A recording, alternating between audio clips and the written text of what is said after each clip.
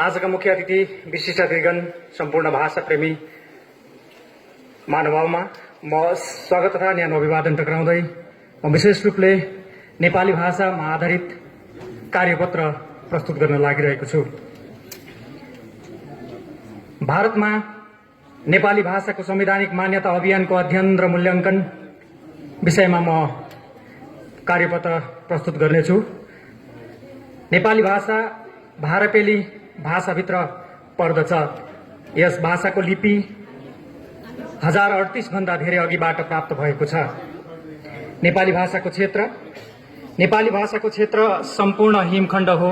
यसभित्र उत्तराखण्ड, पश्चिम बंगाल, सिक्किम, आसाम लगायत उत्तर पूर्वी राज्यको भोटाङ र नेपाल पर्दछ। नेपाली भाषीहरू भारत, भोटाङ र नेपाल बाहेक सिक्किमका कतिपय देशहरूमा पनि बसोबास गर्ने गरेका छन्। भारतमा नेपाली भाषा प्रयोगको इतिहास। हिन्दी चाहिँ नेपाली पनि देवनागरिक लिपिमा लेखिन्छ। भारतमा बोलिने पञ्जाबी, हिन्दी, आसामी, उडिया, गुजराती, मराठी चाहिँ नेपाली पनि भारतीय आर्य भाषा परिवारको सदस्य हो। सन् 1961 मा लन्डनबाट छापिएको नेपाली भाषाको नामी शब्दकोश लेख्ने विद्वान प्रोफेसर एलन टनलले लेखेका हुन्। उत्तर भारत र त्यसको वरिपरिका धेर जसो अरू भाषा चाहिँ नेपाली भाषाको जन्म त्यो बोलीबाट भएको हो भन्न सकिन्छ, जुन बोलीमा लेखिएको सबैभन्दा पुरानो ग्रन्थ ऋग्वेद हो। नेपाली आफ्नो मातृभाषा तथा दोस्रो भाषाको रूपमा बोलिनेहरूको संख्या भारतमा 1 करोड भन्दा धेरै पाइन्छ। इलाहाबाद विश्वविद्यालयले नेपालीहरूलाई एउटा विषयको रूपमा सन् 1911 मा मान्यता दिएको थियो भने कलकत्ता विश्वविद्यालयले त्यसको मान्यता सन् 1918 मा दिएको थियो। उत्तरबंग विश्वविद्यालयमा स्नातक स्तरको पढाइसम्म नेपाली शिक्षकको मध्यम स्तरमा दिन सकिन्छ। अनि काशी हिन्दू विश्वविद्यालयले सन् 1943 देखि एमए र पीएचडी सम्मको पढाइ सुरु गरेको इतिहास छ। अहिले गुवाहाटी विश्वविद्यालय, उत्तर पूर्व पहाडी विश्वविद्यालय र सिक्किम विश्वविद्यालयले पनि उच्च शिक्षामा नेपाली भाषालाई अगाडि बढाइरहेको छ। नेपाली भाषाको संवैधानिक मान्यताको प्रयोग र सुरुवातमा इतिहास। सन् 1956 मा अग्रज गोर्खा पत्रिकाका सम्पादक आनन्द सहित थापा, वीरबहादुर भण्डारी र नरेन्द्र सिंह राणा गरी 3 जनाले भारतका तत्कालीन राष्ट्रपति डाक्टर राजेन्द्र प्रसादलाई 18 जनवरी सन् 1956 मा नेपाली भाषा मागको पहिलो पत्र चढाएका थिए। त्यसपछि राष्ट्रपतिले यो माग राजकीय भाषा आयोग समक्ष पठाउनुभयो। त्यसको उत्तर राजभाषा आयोगका अध्यक्षले 30 जनवरी 1956 मा नेपाली एउटा स्वतन्त्र देश हो र नेपाली भाषालाई भारतको एउटा मुख्य भाषा मान्न सकिँदैन भन्नुभएको थियो। नेपाली भाषा मागको कुरालाई यस्तो व्यवहार गरेको देखेर 13 फरवरी 1956 मा राज्य भाषा अध्ययनलाई आनन्द सिंह थापाले एउटा पत्र लेख्नु भएको थियो।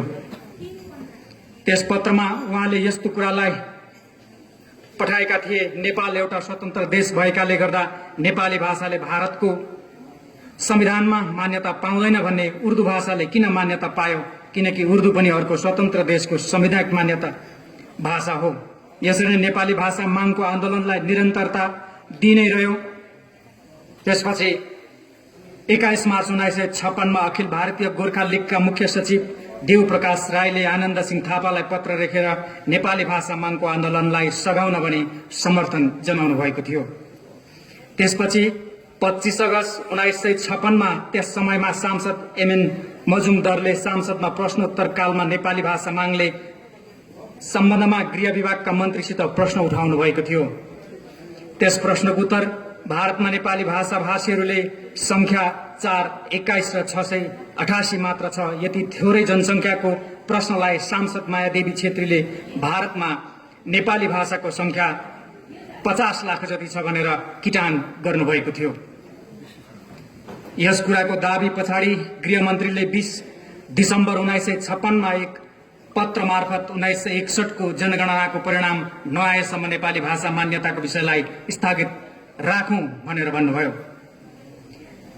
यसरी नै 26 मार्च 1958 मा पश्चिम बंगालका विधायक देवप्रकाश राईले नेपाली भाषालाई एक सरकारी भाषाको मान्यता दिनुपर्छ भनी पश्चिम बंगाल सरकार समक्ष आफ्नो कुरा राख्नु भएको थियो। यस मागलाई सदनले भारत सरकारलाई आग्रहसहित गरियोस् भनेर प्रस्ताव पारित गरिएको थियो। यसरी 26 मार्च 1958 मा पश्चिम बंगालका विधायक देवप्रकाश राईले नेपाली भाषालाई एक सरकारी भाषाको मान्यता दिनुपर्छ भनी पश्चिम बंगाल सरकार समक्ष आफ्नो कुरा राख्नु भएको र यसलाई सदनले भारत सरकारलाई अग्रसहित गरियोस् भनी प्रस्ताव पनि पारित गर्नुभएको थियो। सन् 1961 मा बंगाल भाषालाई मात्र पश्चिम बंगालमा सरकारी भाषाको मान्यता दिने भन्ने कुराले दार्जिलिङका नेपाली भाषाहरूमा नेपाली भाषा मागलाई लिएर अझ ठूलो र चर्को सोराट हुन थाल्यो। नेपाली भाषा आन्दोलनलाई अझ दरिलो बनाउन 1966 मादियालो पत्रिकाको जन्म भयो।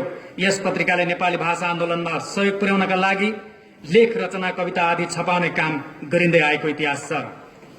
यसै क्रममा नेपाली साहित्य सम्मेलन दार्जिलिङले 12 नोभेम्बर 1961 मा भारतका राष्ट्रपतिलाई भाषा मागको एक पत्र चढाउनु भएको थियो। समय बित्दै जाँदा 18 दिसम्बर 1961 मा नेपाली भाषालाई संवैधानिक मान्यताको प्रस्ताव पारित गर्दै सांसदहरूलाई यस सम्बन्धी समर्थन जनाउने आह्वान गरिएको थियो। यसै क्रममा नेपाली साहित्य सम्मेलनले 1970 देखि अझ सक्रिय भएर काम गर्न थाल्यो। भारतको संविधानको 8औं अनुसूचीमा नेपाली भाषालाई मान्यता दिलाओस् भनी गोर्खा दुःख निवारण समितिले दार्जिलिङको 30 जनवरी 1970 मा भारत राष्ट्रपतिलाई स्मरण पत्र चढाइएको थियो। त्यसपश्चात 29 मार्च 1970 मा नेपाली साहित्य सम्मेलनको भाषा उपसमितिले एक बैठकले प्रमाणित प्रधानको नेतृत्वमा सम्मेलन विशिष्ट मण्डली दिल्ली गएर राष्ट्रपति, प्रधानमन्त्री र अन्य मन्त्रीलाई भेट भाषा सम्बन्धी तर्क पेश गर्ने प्रस्ताव पारित गरेपछि प्रस्तावलाई कार्यान्वयन गरिएको इतिहास छ। सन् 1961 17 जनवरीमा नेपाली सम्मेलनले एक विराट सभाको आयोजना नयाँ दिल्लीमा गर्यो। सो सभा नेपाली भाषाको संवैधानिक मान्यताको निम्ति आयोजित गरिएको थियो। त्यसपछि 31 जनवरी 1971 को दिन केबी सिंहको अध्यक्षतामा अखिल भारतीय नेपाली भाषा समिति गठन गरिएको इतिहास छ। यस समितिको तर्फबाट तुलसी बहादुर छेत्री र लखीदेवी सुन्दासले धेरै वर्षसम्म प्रतिनिधित्व गरेर नेपाली भाषाको मागलाई अझ दरिलो बनाएका थिए। सन् 1972 जुलाई 14 देखि 16 सम्म गोर्खा दुःख निवारण सम्मेलन विराट संस्कृति साहित्य गोष्ठी गरिएको थियो। त्यस सेमिनार नेपाली भाषालाई भारतीय संविधान अन्तर्भुक्त गराउने कुरा लिएर आयोजित भएको थियो। गोष्ठीमा भाषा मागलाई लिएर प्रधानमन्त्रीलाई स्मरण पत्र चढाउने प्रस्ताव पारित गरिएको थियो। यसै क्रममा आसाममा नेपाली भाषा संघर्ष समितिले पनि पठाएको थियो। यस समितिको सदस्यता मुन्नी सापकोटाले राखी पूर्णिमामा भारतका तत्कालीन राष्ट्रपति भिभी गिरीलाई राखी पठाई दक्षिणाका रूपमा नेपाली भाषालाई संवैधानिक मान्यताको माग पेश गरेको इतिहास छ। यस्तै प्रकारले 25 अक्टोबर 1972 मा तुलसी बहादुर छेत्रीले सभापतित्वमा नेपाली साहित्य सम्मेलनद्वारा प्रधानमन्त्री इन्दिरा गान्धीलाई नेपाली भाषालाई मान्यता संविधानको 8औं अनुसूचीमा अन्तर्भुक्त गर्नुपर्छ भनी स्मरण पत्र पठाइनु भएको थियो। 3 दिसम्बर 1974 मा नेपाली भाषालाई भारतीय संविधान अकादमीले साहित्य अकादमीले ग्रहण गर्यो। त्यसपछि 26 फरवरीमा भारतीय साहित्य अकादमीले नेपाली भाषालाई अन्य मुख्य भारतीय साहित्य भाषा सरह मान्यता दिलाएर केन्द्रमा सूचित गरेको थियो। यसरी भारतीय साहित्य अकादमीले मान्यता दिनु नेपाली भाषा मान्यताको दोस्रो सफलता थियो। तत्पश्चात 2 जुलाई 1977 मा पश्चिम बंगाल विधानसभाले नेपाली भाषालाई सरकारी अनि स्मारक भाषाको रूपमा प्रस्ताव पारित गरेको सर्वविदितै छ। अब 16 मई 1975 मा सिक्किम भारतमा विलय भयो। जब 16 मई 1975 मा सिक्किम भारतमा विलय भयो तब सिक्किममा पनि साना संघ संस्थाहरू खोलेर नेपाली भाषा मान्यताको चर्चा भइ नै रहेको थियो। यसै क्रममा 12 दिसम्बर 1977 मा एलडी काजीको मुख्यमन्त्रीत्वकालमा सिक्किमबाट पहिलोपल्ट भाषा मागको प्रस्ताव पारित गरी केन्द्र सरकार समक्ष पठाइएको थियो। यो कार्य गर्नमा रामचन्द्र पौडेल, नरबहादुर खतिवडा, विष्णु प्रसाद खरेल र देवप्रसाद दाहाल आदिको मुख्य भूमिका उल्लेखनीय छ। नेपाली भाषाले भारतीय संविधानको 8औं अनुसूचीमा मान्यता पाउनुपर्छ भनेर कुरा भारतभरि बसेका नेपाली भाषीहरूमा एउटा मुख्य मुद्दा बनेको थियो। यसै क्रममा भारतका विभिन्न राज्यहरूमा नेपाली भाषा सम्बन्धी सङ्घ संस्थाहरू खोलेर नेपाली भाषा मागको आन्दोलनलाई अझ दरिलो बनाउने काम गरिएको थियो। यस्ता नेपाली भाषा प्रेमीहरूले अन्य 266 किलोमिटर पदयात्रा गरेर 68 घण्टासम्मको भोक हडताल बस्दा र आन्दोलन गर्दा दिल्लीमा पक्रा पनि परे, तर त्यसबाट कटी बढाएर आन्दोलनलाई निरन्तरता दिँदै रसिलो र रापिलो बनाउने काम भइ नै रहेको थियो। 12 जुन 1970 मा भारतीय नेपाली भाषा सम्मेलन सम्पन्न भएको थियो। त्यस सम्मेलनमा भारतमा बसोबास गर्ने सम्पूर्ण नेपाली भाषी बुद्धिजीवी नेता र सांसद धेरै सदस्यहरूले भाग लिएका थिए।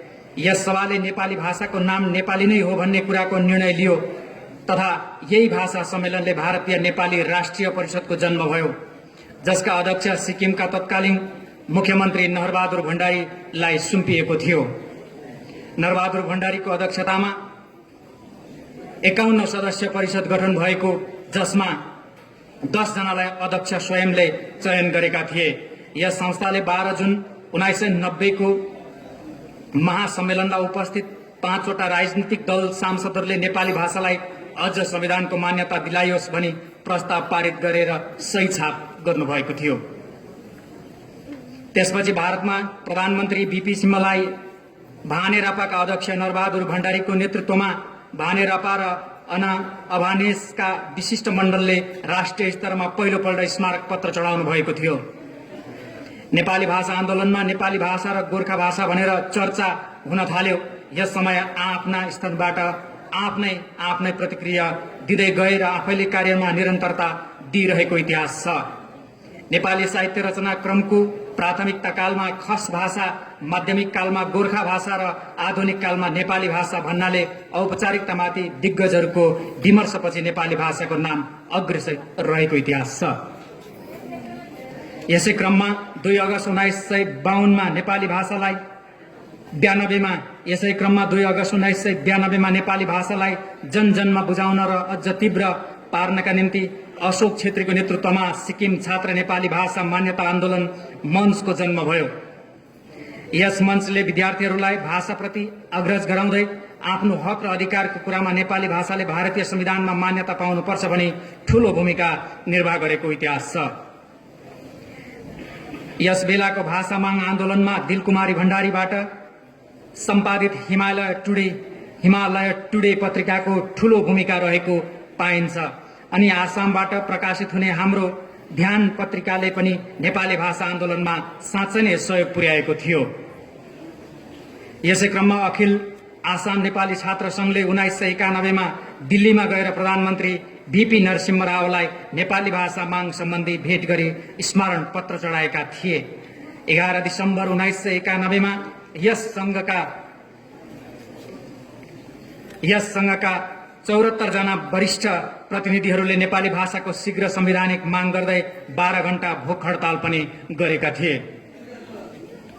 यसरी नै 13 सितम्बर 1991 मा हिमाचल प्रदेश विधानसभाले नेपाली भाषाको संवैधानिक मान्यताको मागलाई समर्थन गर्दै र समितिद्वारा प्रस्ताव पारित गरी केन्द्र सरकारसम्म पठाइएको थियो। 1991 8 नोभेम्बरदेखि 17 नोभेम्बरसम्म भानेरापाका अध्यक्ष नरबहादुर भण्डारीको अगुवाईमा दिल्लीमा सांसदहरूसँग भाषा विषयमा भेटवार्ता भयो। त्यस समय दिलकुमारी भण्डारीले रात दिन खटेर 108 जना सांसद सदस्यले भाषा मान्यताका निम्ति हस्ताक्षर बटुल्ने काम गरेकी थिइन्। 7 दिसम्बर 1991 का दिन दिलकुमारी भण्डारीले भारतका प्रधानमन्त्री बीपी नरसिंह रावलाई 108 जनाले गरेको हस्ताक्षरको प्रतिलिपि सहित नेपाली भाषालाई भारतीय संविधान मान्यता दिनु कुनै आपत्ति नरहेको कुरा स्पष्ट पार्नु भएको थियो। नेपाली भाषाकै मागलाई कार्यमा 9 र 10 फरवरी 1992 मा भानेरापाको बैठक कलकत्तामा आयोजन भयो।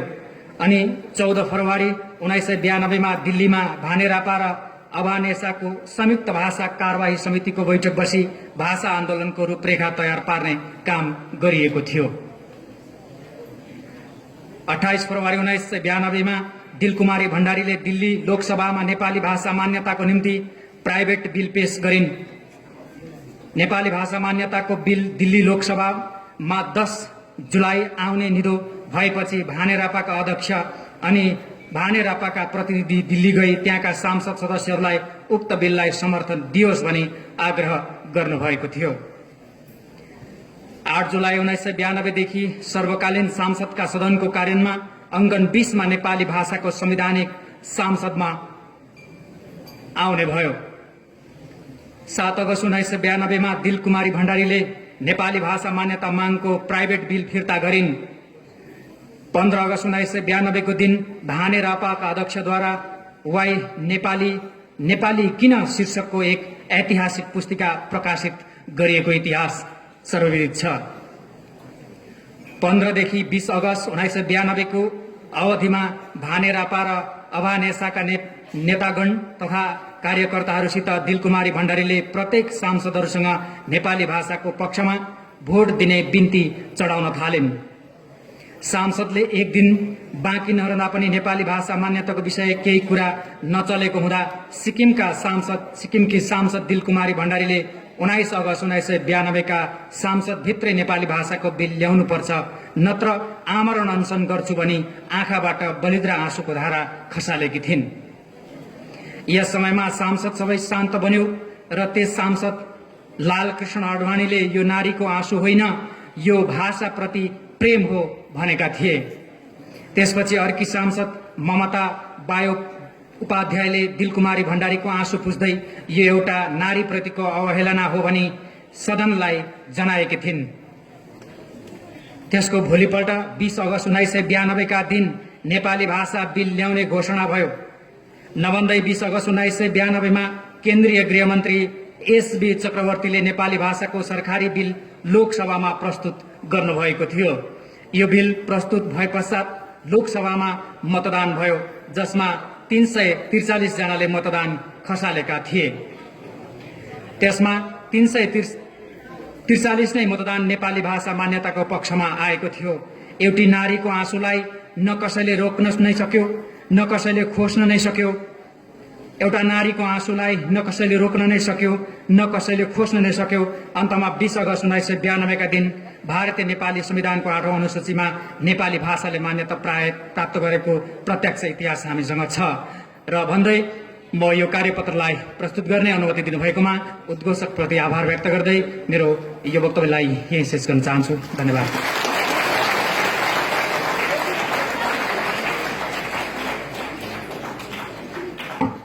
कार्यपत्र प्रस्तुत गरिदिनु भएकोमा पत्रकार मित्र केएन शर्मालाई धेरै धेरै धन्यवाद दिँदै आजको यो 27औं नेपाली भाषा मान्यता दिवसको यस कार्यक्रममा हामीमाझ पश्चिम जिल्लाका माननीय जिल्लापाल महोदय कर्मार बन्पो सर पनि हामीमाझ उपस्थित हुनुहुन्छ। उहाँलाई पश्चिम सिक्किम साहित्य प्रकाशनको अध्यक्ष म्याडमको बाहुलीबाट खदा लगाएर उहाँलाई पनि यस कार्यक्रममा स्वागत जनाइदिनु हुन म अनुरोध गर्दछु र म्याडमलाई स्वागत जनाइदिनु भएकोमा धेरै धेरै धन्यवाद व्यक्त गर्दै अब हामी कार्यक्रमको अर्को चरणमा प्रवेश गरिरहेका छौं र पेलिङ वरिष्ठ माध्यमिक विद्यालयका विद्यार्थीहरूद्वारा लेप्चा नृत्य यहाँ प्रस्तुत भइरहेको छ र विद्यार्थी नानीहरूलाई मञ्चमा आएर नृत्यलाई प्रस्तुत गरिदिनु हुन म अनुरोध गर्दछु।